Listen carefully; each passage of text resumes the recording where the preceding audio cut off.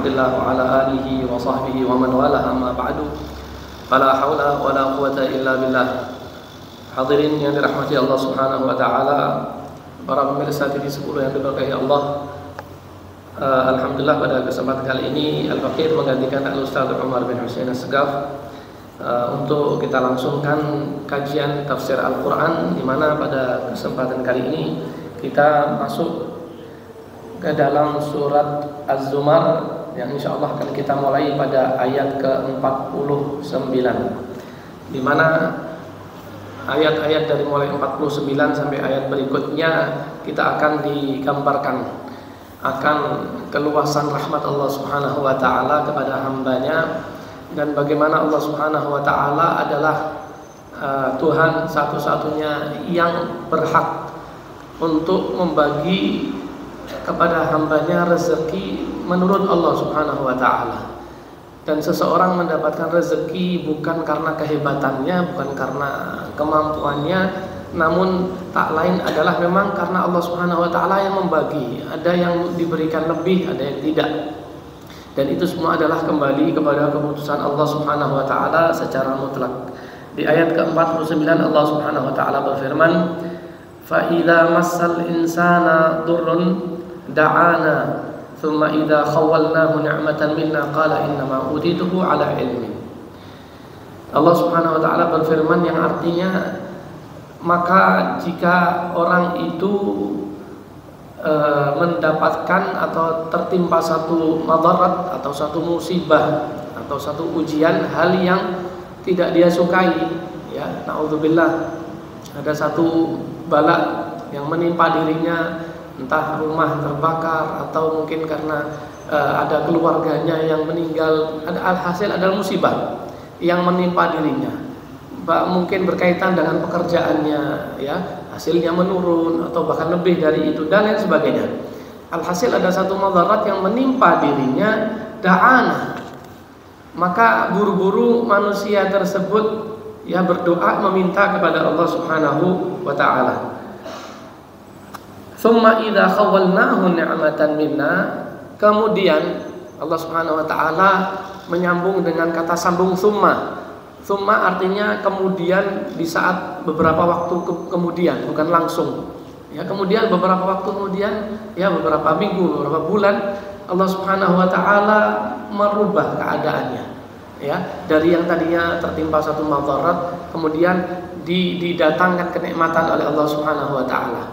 Ya, yang tadinya satu musibah datang, ya dirubah keadaannya sehingga membaik, kemudian wujudlah kenikmatan yang datang kepada orang tersebut minna, dan Allah tegaskan kenikmatan itu dari kami, kalau Allah Subhanahu wa taala qala innama utituhu ala ilmin. Namun buru-buru ia mengatakan bahwa kenikmatan itu, keberhasilan, kesuksesan apapun, satu kenikmatan yang ia raih, ia pastikan dan ia katakan, ia dengan sombongnya ia mengatakan bahwa itu semua didatangkan karena saya yang bisa mendapatkan ilmunya, karena kami yang bisa berbuat. Itu karena usaha saya, karena kehebatan saya, karena kecerdasan saya dan sebagainya. Nah, ini watak dasar manusia digambarkan oleh Allah Subhanahu wa taala dalam ayat ini.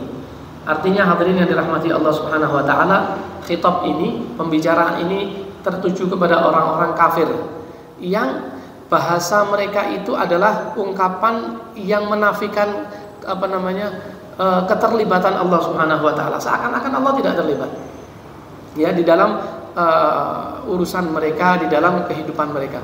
Namun cara berpikir mereka tidak imbang. Ketika ada satu musibah, ada satu hal yang tidak dia senangi datang kepada mereka, menimpa mereka, ya, namun buru-buru mereka da'ana. Dikatakan oleh Allah Subhanahu wa taala, dia benar-benar datang sama Allah, butuh sama Allah, ya. Di saat di tengah kehidupan di tengah mereka ada seorang nabi, ya, datang sama nabinya minta agar didoakan supaya diselesaikan.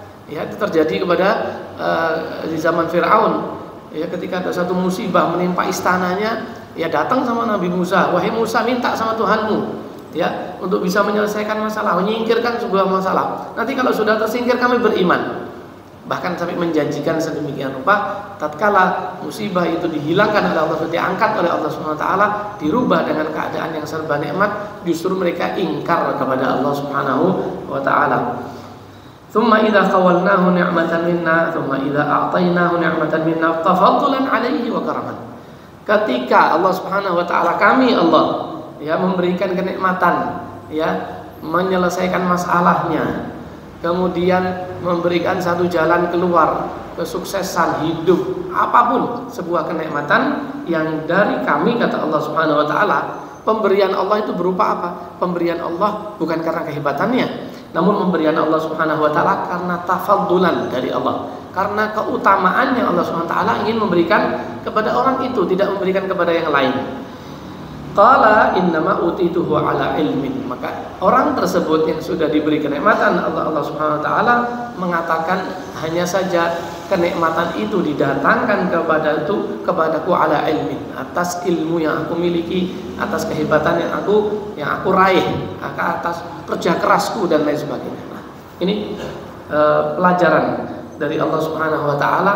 Tidak diperkenankan bagi seorang hamba, lebih-lebih kita kaum mukminin yang beriman kepada Allah Subhanahu wa taala, dalam segala kebaikan kembalikan kepada Allah Subhanahu wa taala. Apapun yang diraih oleh seorang muslim, oleh seorang beriman, pasti ia akan tidak akan menafikan keterlibatan Allah Subhanahu wa taala. Kesuksesan kita ya Allah yang datangkan. Betul, kita tidak boleh bersantai-santai, kita tidak boleh tidur-tidur saja, ya. Kita tetap harus bekerja, ya, beramal. Ya, manusia diberi kekuatan oleh Allah Subhanahu wa taala, diberi kekuatan fisik, kecerdasan. Ya, itu modal yang Allah berikan, dan itu pemberian dari Allah. Bukan milik kita. Nyawa kita, kekuatan kita, kecerdasan kita adalah milik Allah Subhanahu wa taala, Allah datangkan. Apakah cukup itu? Tidak. Tetap kecerdasan harus dipakai.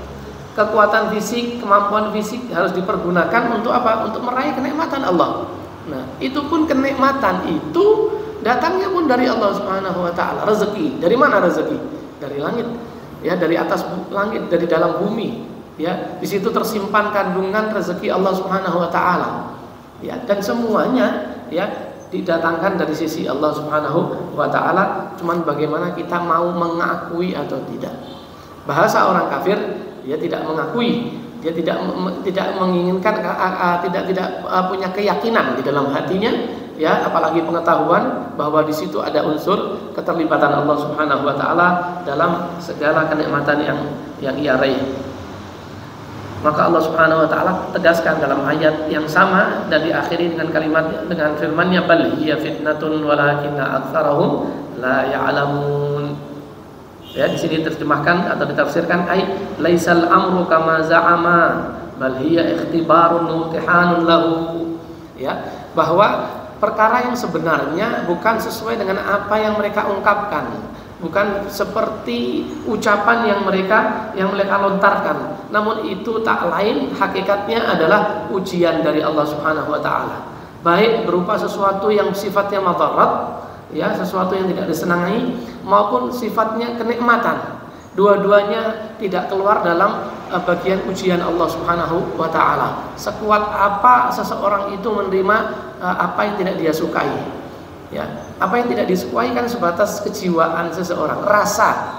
Ya, rasa itu enak, ada tidak enak, ya, tidak lebih dari itu. Namun semua kembali ke dalam jiwa, ke dalam hati, ke dalam iman kepada Allah Subhanahu wa taala. Nanti dia akan mengukur, oh, ini adalah iman, adalah ujian dari Allah. Nah, dia sadar, ya, sesuatu yang membuat dia tidak dia senangi, tidak membuat dia putus asa dari Allah. Namun kalau ada kenikmatan yang datang, tidak mau melupakan dari Allah Subhanahu wa taala. Jadi semua ada batas atas dan ada batas bawahnya. Itu semua tidak keluar dari koridor ujian Allah Subhanahu wa taala. Linakhtabirahu fima an'amna alaihi ayuti'u am ya'si. Tujuan dari diturunkannya ujian Allah Subhanahu wa taala kepada seorang hamba, baik sesuatu yang bersifat madarat atau kenikmatan, adalah ayuti'u am ya'si. Apakah hamba tersebut benar-benar taat kepada Allah Subhanahu wa taala, tetap sholat, ya, walaupun ada madarat, ekonominya berkurang misalnya, pemasukannya berkurang, ya, ada sesuatu yang tidak nyaman yang dia terima? Apakah tetap dia masih mau sholat jamaah? Apakah dia tetap mau nyembah Allah Subhanahu wa taala? Ya. Atau mungkin naudzubillah, ya ada orang-orang yang diuji oleh Allah Subhanahu wa taala, ada yang seseorang tetangganya, keluarganya, mungkin orang lain mau bantu tapi disuruh keluar dari iman kepada Allah, naudzubillah. Ya, menjadi orang kafir, atau dia justru mengambil jalur kemaksiatan kepada Allah Subhanahu wa taala. Tinggal bagaimana kita melihat ujian itu.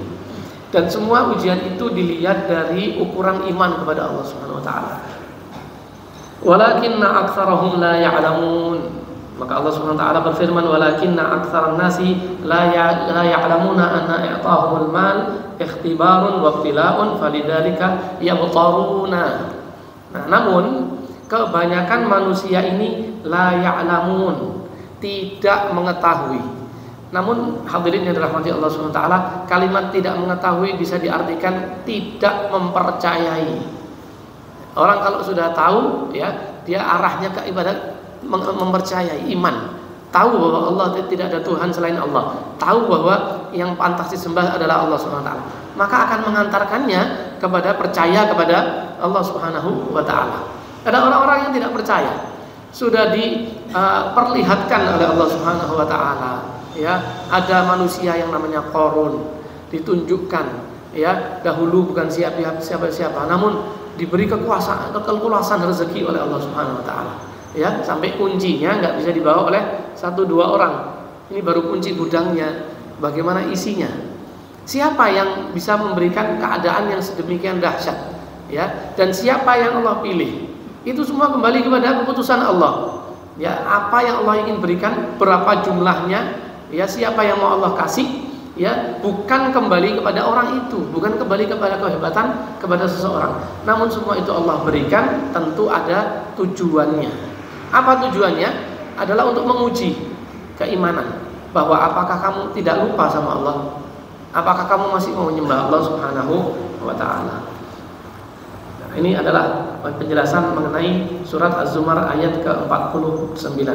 Kemudian hadirin yang dirahmati Allah Subhanahu wa taala, di ayat yang ke-50 Allah Subhanahu wa taala berfirman, "Qad qala alladziina min qablihim fama aghna 'anhum ma kanu yaksibun." Nah, tegaskan oleh Allah Subhanahu wa taala bahwa ayat ke-49 ini terkait dengan ayat ke-50. Di ayat yang ke-50 Allah Subhanahu wa taala menegaskan qad qalaha alladzina min qablihim, orang-orang yang sebelum mereka, ya, dari umat-umat, ya, terdahulu, ya, telah mengatakannya. Qad qala alladzina min qablihim ay qala tilkal kalimata wal maqalata al kuffaru qablahum ka Qaruna wa ghairihi haitsu qala innama utituhu ala ilmin indi. Nah, ini diabadikan di dalam Al-Quran bahwa orang-orang kafir terdahulu, salah satunya Qarun tadi, telah mengatakan yang semacam itu. Ya, apa yang dikatakan Qarun yang diabadikan dalam Al-Quran? Innama utituhu ala ilmin indi. Ya, hanya saja harta yang sedemikian banyak, ya, yang tersimpan dalam gudang yang sedemikian rupa itu, utituhu, didatangkan kepadaku, kata Qarun, ala ilmin indi, itu atas ilmuku, atas kehebatanku, atas kecerdasanku, ya, sehingga tersimpan perbendaharaan harta yang sekian banyak itu. Nah, ini pernyataan orang yang dikategorikan sebagai orang yang menyombongkan diri di hadapan Allah Subhanahu wa taala, lupa, ya, bahwa semua itu adalah milik Allah yang Allah Subhanahu wa taala datangkan kepada mereka. Nah, hal ini sudah dikatakan oleh orang-orang yang kafir kepada Allah. Apa endingnya? Apa cerita akhirnya? Ya, cerita akhirnya adalah orang itu dibenamkan oleh Allah Subhanahu wa taala ke dalam bumi, ya, nggak ada cerita lagi. Ya, bukan cerita akhir yang baik, tapi cerita akhir yang sedemikian rupa. Bukan dibenamkan dirinya, bahkan dibenamkan bersama seluruh harta. Ya, karena memang itu milik Allah Subhanahu wa taala. Kenapa diaku-aku adalah atas usahanya, atas kehebatannya. Tetap sekali lagi upaya itu harus usaha untuk bekerja, apalagi kepala rumah tangga, ya, bekerja silakan, ya, mencari nafkah, dan itu bagian dari ibadah kepada Allah Subhanahu wa taala. Namun di tengah yang demikian itu jangan pernah lupa bahwa itu semua adalah dari Allah Subhanahu wa taala. Qad qala alladziina min qablihim Fama aghna anhum ma kanu yaksibun. Nah, inilah ya dipertegas oleh Allah Subhanahu wa taala. Ai fama nafa'ahum ma jama'uhu minal amwal. Apa yang mereka kumpulkan, apa yang mereka terima dari harta yang ada pada mereka, ma nafa'ahum, tidak memberikan manfaat sama sekali. Tidak ada gunanya. Apa yang berguna buat Qarun? Enggak ada. Tidak berguna sama sekali. Apa yang berguna buat orang-orang yang punya sifat sombong seperti mereka itu, wala ma kasabu minal hutam, yang sama sekali tidak ada manfaatnya, tidak ada efek baiknya ke dalam kehidupan mereka. Ya, terbukti akhir dari cerita mereka adalah seperti yang diabadikan di dalam Al-Qur'an, dan ini menjadi pelajaran bagi kita ikhwani rahimakumullah. Ya, perlu kita tanamkan dalam hati kita bahwa sebesar apapun, sehebat apapun, ilmukah, hartakah, ya, jabatankah, apapun ya yang kita terima, yang hari ini kita nikmati, tak lepas dan itu semua adalah pemberian dari Allah Subhanahu wa taala. Kemudian hadirin yang dirahmati Allah Subhanahu wa taala, di dalam ayat yang ke-51 Allah Subhanahu wa taala gambarkan bagaimana keburukan perbuatan orang-orang kafir itu, ya, apa yang menjadi akhir dari kehidupan mereka. Di sini diceritakan dalam Al-Qur'an, fa asabahum sayyi'atu ma kasabu walladzina zalamu min haula'i sayusibuhum sayyi'atu ma kasabu wa ma hum bimu'jizin. Allah Subhanahu wa taala berfirman, fa asabahum sayyi'atu ma kasabu ay fanalahum jazaa'u a'malihim as-sayyi'ah, ya, sehingga balasan keburukan dari perbuatan, dan itu hasil perbuatan mereka sendiri. Fa asabahum, maka hal itu menimpa diri mereka, ya, bukan kena kepada orang lain, tidak, ya. Keburukan perbuatan seseorang tidak akan diterima kecuali oleh dirinya sendiri. Walladzina zalamu min haula'i ay walladzina zalamu min haula'il musyrikina kakufaru Quraisy.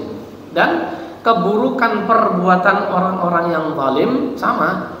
Siapapun yang berbuat kezaliman, maka efek buruknya akan kembali kepada dirinya. Ya, sering-sering kita dengar al-dzulmu dzulumatun yaumil qiyamah. Kezaliman itu pasti akan diterima. Ya, khususnya nanti di hari akhir. Seseorang bisa luput dari pengadilan dunia, bisa luput dari keadilan, ya, seorang hakim di dunia ini, ya, dengan dia memberikan rasuah, sogokan dan lain sebagainya, dia luput, dia lepas dari jerat hukum, dia lepas dari pasal-pasal, sehingga terhindar dari hukuman, terlepas dari penjara. Tapi nanti di hari akhir tidak ada yang al-malik kecuali Allah Subhanahu wa taala. Tidak ada yang bisa berkuasa terkecuali Allah. Ya, siapa yang berbuat kebaikan, ya, kebaikannya akan dia terima. Namun sebaliknya, siapapun yang berbuat zalim, ya, nanti di hari akhir ikhwani rahimakumullah, ada dua keadaan bagi seorang hamba, ya. Ini perlu menjadi renungan bagi kita bahwa manusia itu dihadapkan satu di antara dua keadaan. Yang pertama, manusia akan menghadapi keadilan Allah Subhanahu wa taala. Ya, ada masa di mana orang akan menghadap adullah, sifat keadilan Allah. Ada masanya manusia justru dihadapkan dengan fadlul Allah Subhanahu wa taala, keutamaan Allah. Artinya apa? Ketika seorang hamba dihadapkan dengan sifat adil Allah, berarti naudzubillah, amalnya akan ditimbang oleh Allah Subhanahu wa taala. Bagaimana sih timbangan itu? Timbangan itu kalau kita ke pasar, sedikit selisih saja sudah yurajih, ya, sudah turun dia timbangan. Yang mana yang berat dia akan, ya, beda. Dan kalau amal buruknya yang lebih, ya neraka tempatnya, naudzubillah. Nah, ini ada orang-orang yang menghadapi sifat adil Allah. Siapa? Yaitu orang-orang yang sombong. Siapa mereka? Orang-orang yang meremehkan perbuatan dosa sekecil apapun. Ini orang-orang yang menghadapi sifat adil Allah SWT. Kalau sudah ditimbang berarti dihisab. Kalau sudah dihisab, naudzubillah, ya, manuqishal hisab udzib. Orang yang dihisab nanti di akhirat, ya, naudzubillah, pasti dia akan merasakan neraka. Pasti itu. Tapi ada orang-orang, ya, yang dihadapkan dengan sifat fadl Allah Subhanahu wa taala. Apa itu sifat fadl Allah? Ya, bagi Allah tidak ada yang namanya dosa besar. Apa artinya? Artinya ketika seorang hamba terpeleset dosa, ya sebesar apapun, tapi dia langsung kembali kepada Allah Subhanahu wa taala, taubat kepada Allah, merasa dirinya rendah di hadapan Allah Subhanahu wa taala, lah orang-orang yang semacam ini akan menghadap fadl Allah Subhanahu wa taala. Bagaimana? Oh, enggak ada dosa besar bagi Allah, diampuni sama Allah. Ya, enggak ditimbang amalnya. Enggak lewat hisab lagi dia. Nah, ini kenapa? Karena Allah Subhanahu wa taala melihat hamba itu yang dilihat hatinya. Dia ini menghamba kepadaku apa tidak? Dia ini benar-benar butuh sama aku apa tidak? Ketika aku berikan kenikmatan, dia lupa kepadaku apa tidak? Dia maksiat kepadaku apa tidak? Itu. Ya, naudzubillah. Semoga Allah Subhanahu wa taala ya kita menghadap fadl Allah ini sehingga semuanya dimudahkan, masuk surga tanpa hisab, masuk surga tanpa azab. Ya, amin. Allahumma amin. Fa asabahum sayyi'atu ma kasabu. Ada orang-orang yang memang hidupnya berbuat keburukan di dalam dunia, kezaliman. Apa yang ya sudah fa asabahum. Pasti keburukan itu akan menimpa diri mereka sendiri. Walladzina zalamu min haula'i sayusibuhum sayyi'atu ma kasabu wa ma hum bimu'jizin. Bahwa orang-orang yang zalim dari kalangan mereka, dari orang-orang kafir, dari orang-orang yang tidak beriman kepada Allah, sayusibuhum sayyi'atu ma kasabu. Ya, pasti pada masa yang depan yang akan mereka hadapi dari akibat kezaliman yang mereka lakukan.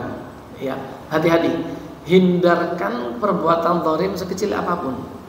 Upayakan kalau kita tidak bisa berbuat kebaikan, coba usahakan untuk tidak berbuat zalim. Tahan diri, ya, tangannya, kemudian lisannya, ya, jauhkan dari berbuat zalim. Apa? Mencaci. Apa? Menfitnah. Hati-hati, ya, mungkin ringan itu bagi pelakunya, tapi orang yang mendengarkan, orang yang difitnah, orang yang dicaci, ya, akan nyimpen itu nanti, ya, urusannya di akhirat. Ya. Orang yang difitnah ini seperti apa sih? Bagaimana sih?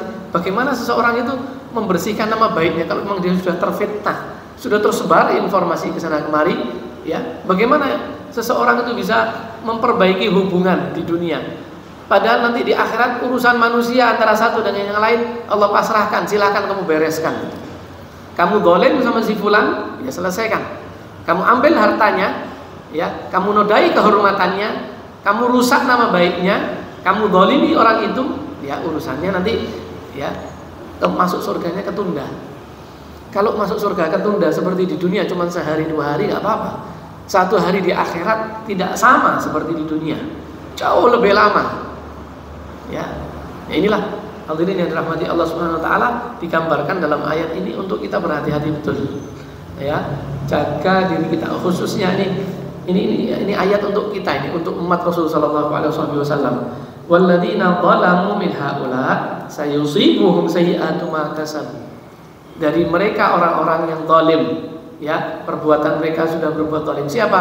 Ya, mereka orang-orang kafir Quraisy khususnya.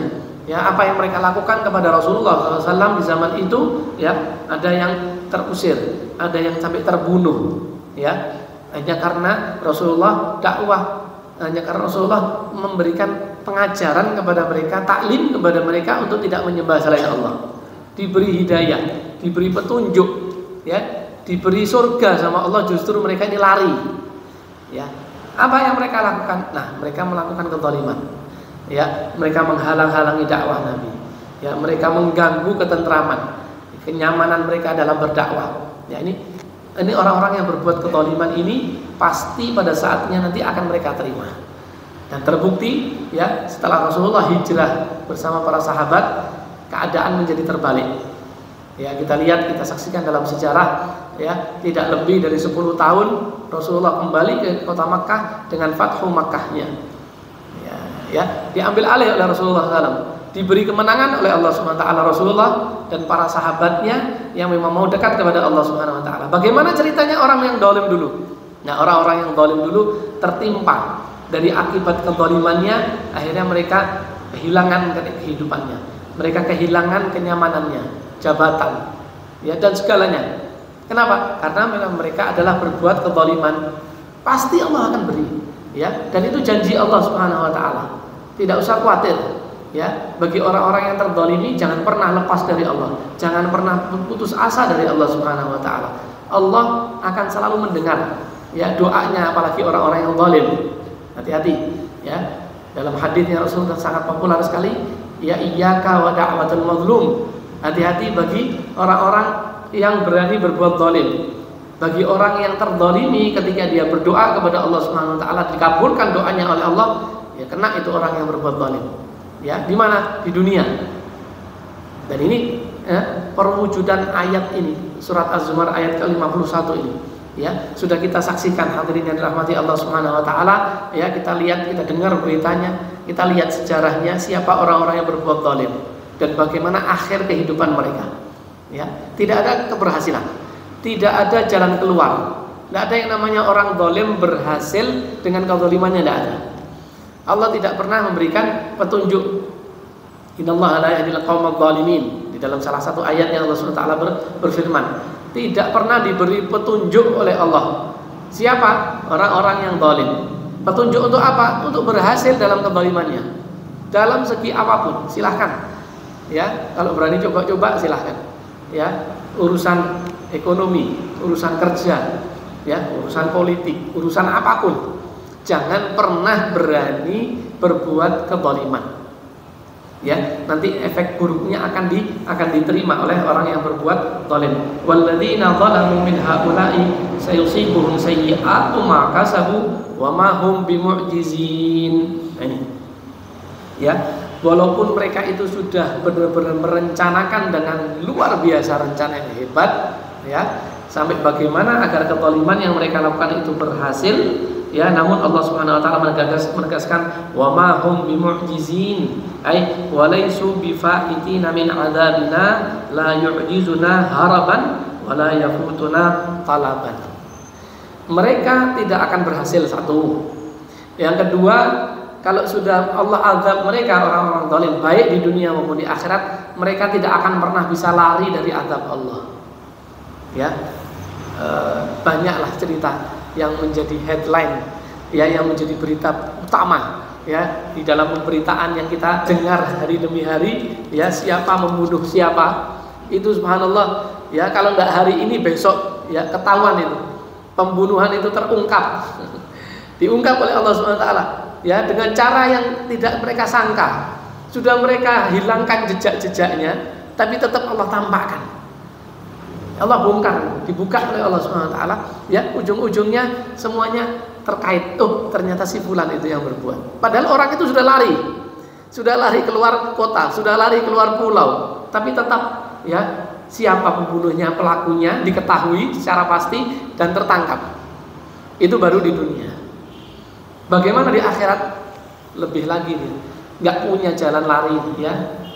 Ainal mafar, ya. Nanti manusia akan lari dari keadaan yang luar biasa akibat kezaliman yang mereka lakukan. Mereka ingin lari, mereka ingin menjauh, ya, karena memang sudah di hadapan mata mereka itu azab siksa yang bakal mereka terima.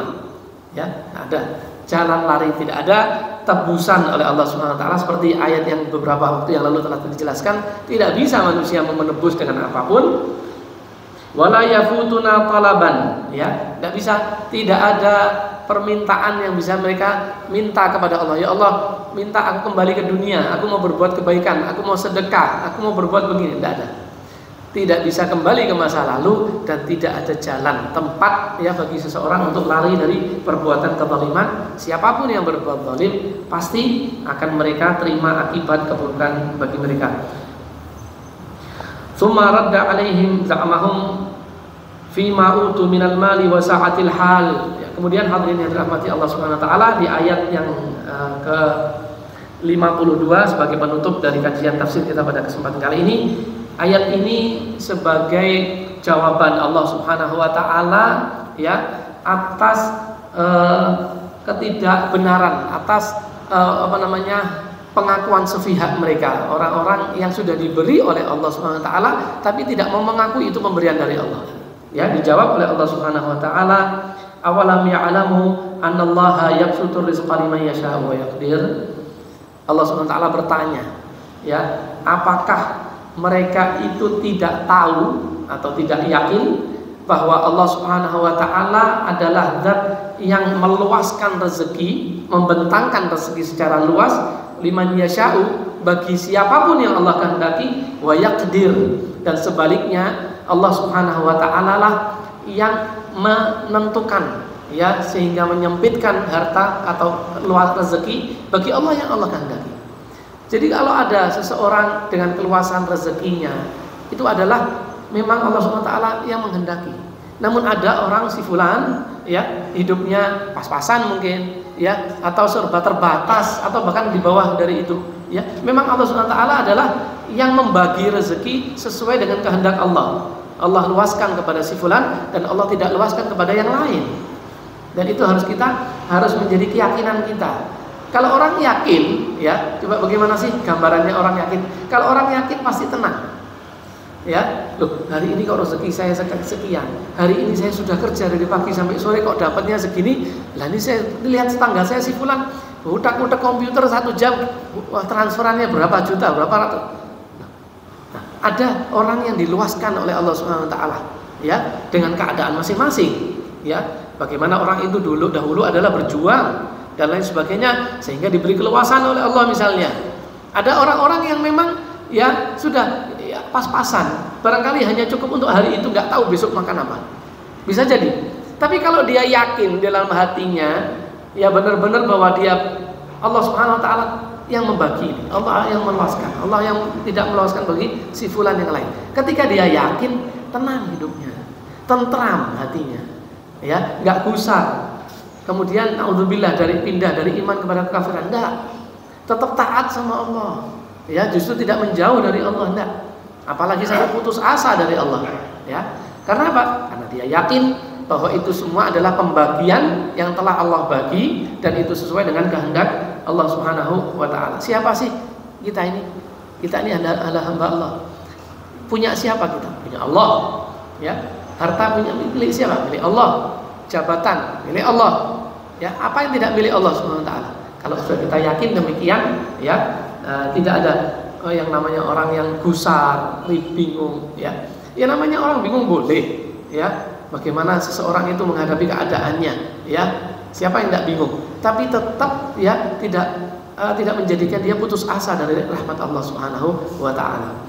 Inna fi dzalika laayatin liqaumin yu'minun, ya, sesungguhnya yang sedemikian rupa ini pembagian rezeki Allah yang Allah Subhanahu wa taala bagi. Kemudian tadi ayat itu menjelaskan kenikmatan, ya, ada orang yang diberi madarat, diturunkan madarat, ditimpakan madarat kepada orang itu. Apapun itu, semua itu laayatin liqaumin yu'minun, adalah merupakan tanda nyata. Dan semua itu kita lihat, toh. Kalau tidak kita lihat, kita rasakan. Itu pasti, ya. Tanda kebesaran Allah itu ada 2. Mungkin kita lihat, mungkin kita dengar, atau mungkin kita rasakan. Nah, munculkan rasa itu, ya. Gambarkan bahwa itu adalah tanda kebesaran Allah Subhanahu wa taala yang Allah kirim untuk kita, ya. Biqaumin yu'minun, bagi siapa itu? Bagi orang yang hatinya ada iman kepada Allah Subhanahu wa taala. Hadirin yang dirahmati Allah Subhanahu wa taala, jelas sekali dalam penjelasan yang tadi mengenai bagaimana keadaan orang yang beriman kepada Allah dan sebaliknya bagaimana keadaan akhir bagi orang-orang yang tidak beriman kepada Allah Subhanahu wa taala. Semoga Allah Subhanahu wa taala jadikan kita hamba yang beriman kepada Allah. Allah kuatkan iman kita, Allah luaskan rezeki kita, Allah berikan kita kehidupan yang terbaik baik di dalam kehidupan dunia maupun di akhirat nanti. Amin.